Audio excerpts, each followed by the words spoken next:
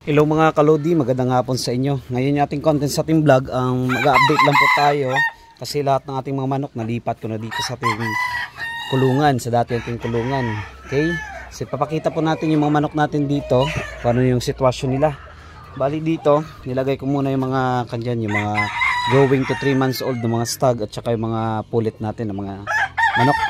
Bali yung ganito yung kanyang itsura ng ating kulungan dito. Yan po.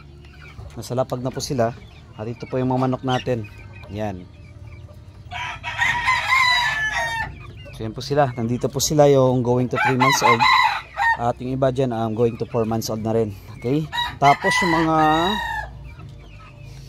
masisiyo natin na 2 months old. Nandito ko nilagay. Sa perate ko yung mga maliliit. Dito ko muna nilagay.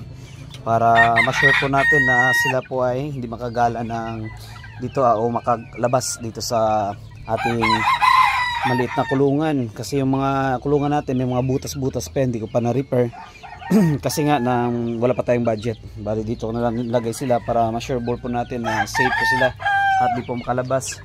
Tapos yung iba naman nating manok dito, katulad dito, ito yung magagawin nating breeding in the future. Nangitlog na pero hindi ko muna in-incubate. Bali yung gagawin ko sabay-sabay na lang, by February na siguro ko mag-umpisa ng incubation.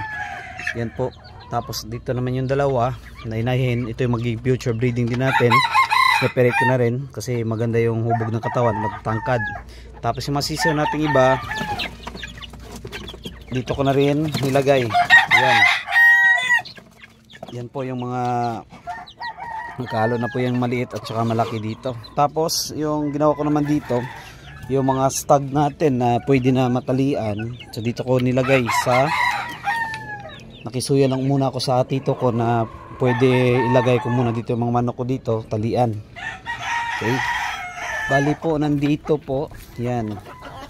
Dito po yung ating mga stag na manok. Yan po. Ito pa po yung isa. Yan. Tapos ito po yung isa natin na stag rin. Tapos ito naman yung kalbo natin na manok na palagi ko binablog. Dito ko muna siya nilagay. Tapos ito naman yung claret natin. Dito ko nilagay. Tapos yung isang Boston natin dito rin nakalagay.